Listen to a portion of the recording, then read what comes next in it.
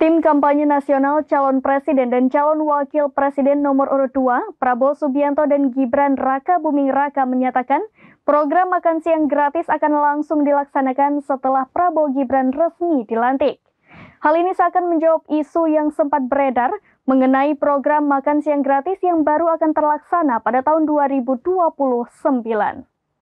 Budi Satrio menyebutkan pernyataannya soal program makan siang gratis pada Desember 2023 lalu dipotong dan dihilangkan konteksnya.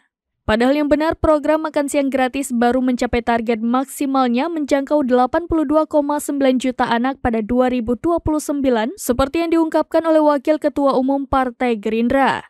Budi Satrio menegaskan program makan siang gratis akan berjalan sejak awal Prabowo Gibran dilantik. Pihaknya menduga ini bagian dari misinformasi yang sengaja disebarkan di masa tenang kampanye lalu. Padahal pernyataan yang dipotong itu dibuat pada tanggal 4 Desember 2023, lalu dimunculkan kembali pada tanggal 13 Februari 2024.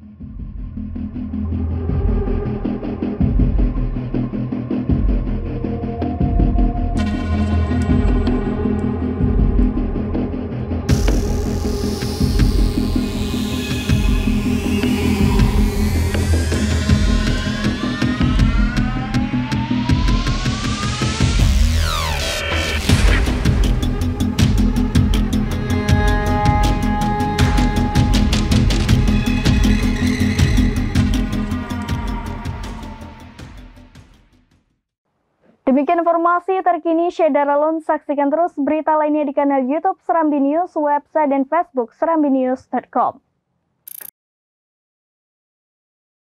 Download Tribun X sekarang, menghadirkan lokal menjadi Indonesia.